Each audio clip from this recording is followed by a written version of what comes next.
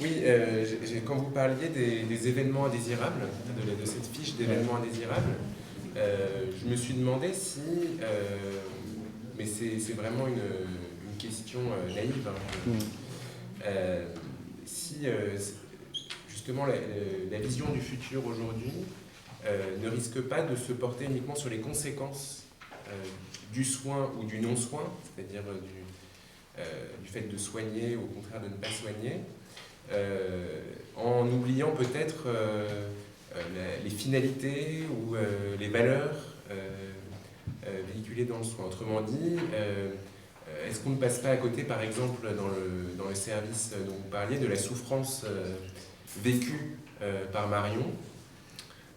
Est-ce que finalement le futur de Marion n'est pas envisagé qu'en fonction voilà, des risques physiques, par exemple? Voilà, donc ça c'était une première question que je voulais vous poser sur finalement la vision du futur, enfin quel futur de Marion, voilà. Quel futur pour Marion? Oui, je suis très embêté que vous ayez compris ça. Enfin voilà, merci d'avoir posé cette question parce qu'ils n'arrêtent pas de s'occuper du futur de Marion, quoi. Oui. Vous voyez, ils n'arrêtent pas de vraiment et vraiment. Hein, est-ce qu'elle doit aller en femme? Est-ce qu'elle doit aller avec sa famille? Oui, la prochaine fois, j'inscrirai ça. Ça me semble très important. Là, il ne faut pas croire qu'ils ne s'occupent pas du futur des gens, au contraire, quoi. Je crois au contraire que, si vous voulez, c'est ça la difficulté, la contradiction, je trouve, dans ces établissements, c'est que pourtant on a des gens qui sont lourdement handicapés en femmes, un peu moins handicapés en foyer de vie. L'objectif majeur, c'est l'émancipation, l'autonomie, vraiment. Hein. L'exemple que je voulais vous donner, c'est par exemple le protocole institutionnel stipule que quand on quitte l'établissement, le foyer de vie, on peut le quitter jusqu'à 21h, mais il faut prévenir les éducateurs. Ça, Et donc, il y a un protocole individualisé pour une personne. Il dit, cette personne-là, quand elle veut partir, c'est qu'elle pète les plombs, il faut la laisser partir sans avertir les éducateurs. C'est-à-dire qu'au contraire, ils ont ce but, voilà, ils sont très travaillés par cette politique du sujet, quoi. Vous voyez, donc je ne l'ai pas assez dit, c'est un peu dommage, mais vraiment, c'est vraiment très très fort, ça. Donc, oui. Alors, je suis psychiatre, il est un peu en retard, et donc j'espère que je ne vais pas poser une question à laquelle vous auriez répondu au début de votre intervention. Finalement, quand vous parlez des protocoles sécurisants, finalement, c'est comme ça que je le résume, c'est-à-dire que sécurité normative, c'est comme ça que vous l'avez dit.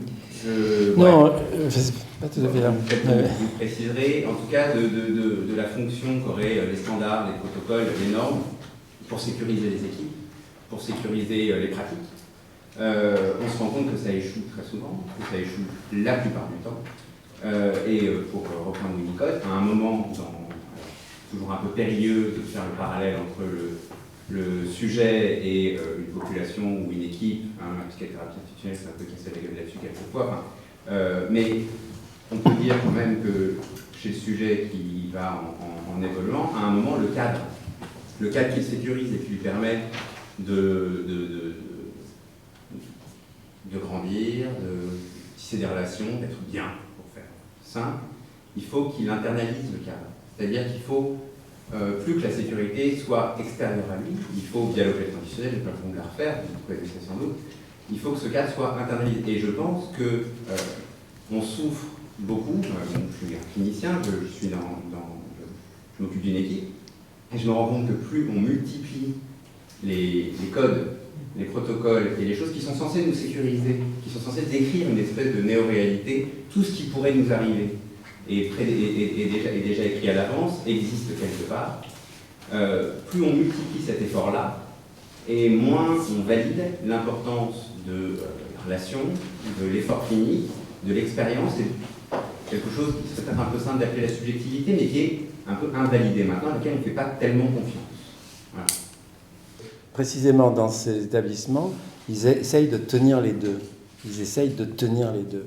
Vous voyez, moi, ce qui m'intéresse, c'est, comment dire, c'est que voilà, il y a besoin de cadres, il faut qu'ils soient internalisés, etc. Mais aussi, il faut s'occuper du sujet.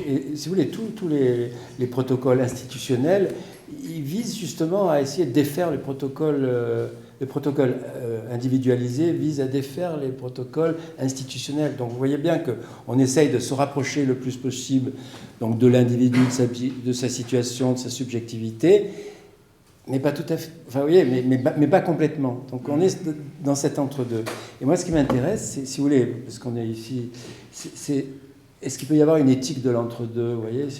Moi, je connais pas, je suis pas philosophe, quoi, mais je sais que Aristote parle de savoir approximatif, et par rapport à savoir approximatif de prudence, vous voyez, de cet entre-deux, etc. C'est pour ça que je m'intéresse beaucoup à la délibération, au fait qu'on délibère beaucoup, mais précisément parce qu'il y a cet enchevêtrement de règles qui est incompréhensible. Et au lieu de, si vous voulez, moi, ma position pour l'instant, je suis au milieu de la recherche, au lieu de dire voilà, c'est pas bien qu'il y ait cet enchevêtrement, que les choses soient pas cohérentes. Je vais me dire, quel est l'usage? Est-ce qu'il n'y a pas un usage positif de cette incohérence? Vous voyez? De même que quand j'ai fini le premier travail sur la ruse, on s'est dit, est-ce que c'est éthique de ruser? À quelles conditions la ruse est éthique? On a travaillé là-dessus. Vous voyez?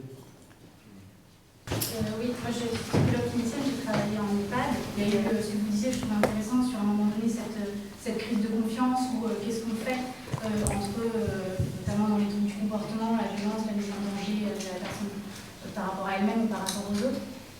Et justement, ce qui m'est venu aussi, c'est que les personnes en question, les résidents en question, c'était pas anodin. Il y avait aussi des situations qui étaient souvent en lien avec la liberté, la recherche de liberté ou la recherche de mourir. Et c'était des questionnements extrêmement complexes. Et en fait, on était effectivement dans la recherche, évaluation de la douleur, qu'est-ce qu'on fait, on fait cette action-là, et puis il y a aussi le fait que l'équipe change, donc en plus après on fasse la même chose, et puis qu'on donne du sens à ce qu'on fait, et puis cette temporalité dont vous parliez aussi, c'est-à-dire qu'il faut parfois du temps. Une personne qui arrive, elle est confrontée à plein de choses, il y a une adaptabilité aussi, d'accepter qu'on n'est pas adapté à cette personne. Et le cas de Marion, je trouvais intéressant aussi sur ce qu'il y a derrière aussi, sur ce que, entre effectivement la pathologie, mais aussi parfois le message qu'il y a dans ce qu'on Comme vous étiez plutôt focalisé sur les professionnels et faire aussi le lien avec l'anticipation, en fait, quelque part, la question que vous avez posée en lien avec l'anticipation, c'est comment on peut anticiper quand la règle change quasiment tout le temps. Si aujourd'hui c'est le médecin, demain c'est le psychiatre et tout ça. Et en fait, je me suis demandé si elle peut changer sans trop perturber, parce que le but reste plus ou moins pareil. En fait, le chemin pour y arriver change plus ou moins tous les jours, toutes les semaines, mais le but est le même, et le but doit être, parce que vous avez cité ça plusieurs fois, le but doit être assez abstrait.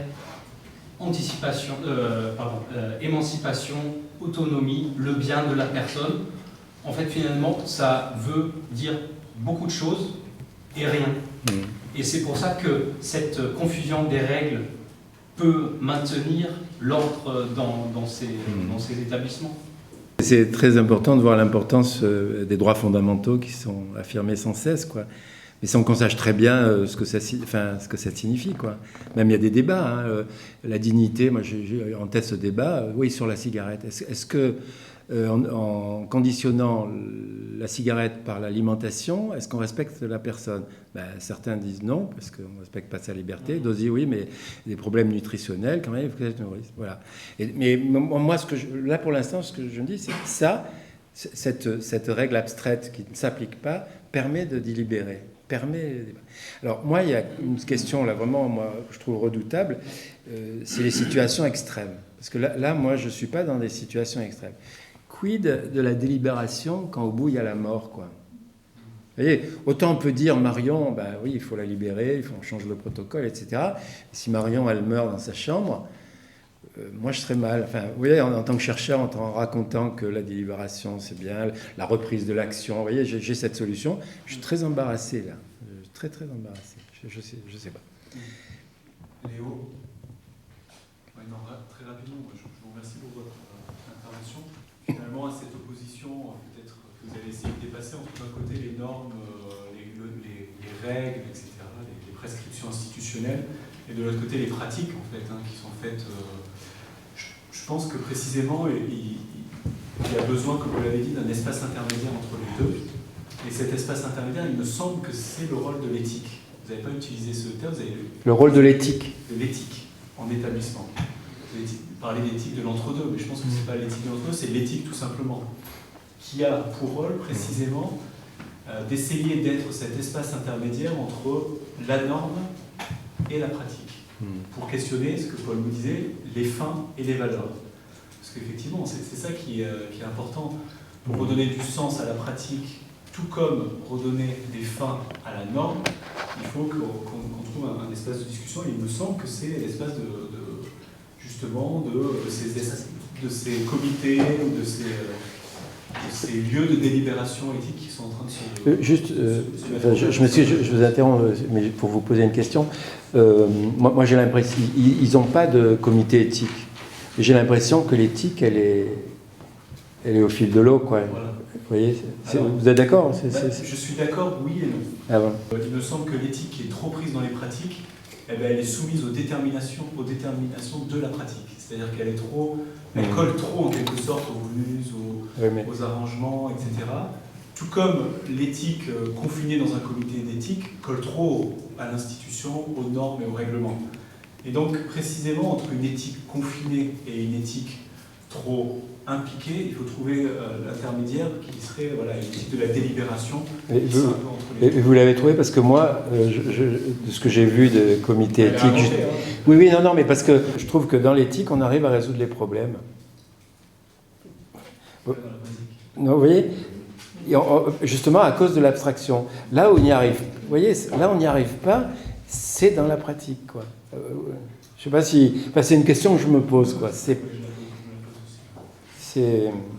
parce que moi, les comités éthiques, excusez de dire ça ici, mais ça m'ennuie profondément, quoi. Quand je les vois fonctionner, ils sont tellement. Il faut inventer autre chose. Oui, d'accord. J'ai parlé de démarche, mais je ne suis pas forcément des comités, justement. Voilà. Mais où l'objectif est clair, c'est-à-dire que l'objectif est d'être cette zone intermédiaire, cette zone de questionnement, parce que après, sinon, on peut tout dire. Oui, je comprends. On peut tout dire et rien dire en même temps. Mais dire la délibération ne suffit pas. Et vous avez des expériences là déjà? Vous connaissez quelque chose? Parce que moi, ça m'intéresse beaucoup, ça. Mais... On va en parler. Oui, voilà. C'est l'établissement qui est en train de se mettre en place au sein de la région Île-de-France, avec des échanges de pratiques. Je sais pas si Alexia est là. Non, c'est Anne-Claire. Et Anne-Claire, ou Anne-Claire. Non, mais bon, il faut... C'est en cours, on n'a pas de bilan, mais c'est en cours. Oui, d'accord. Bon, merci beaucoup. Merci beaucoup, vraiment.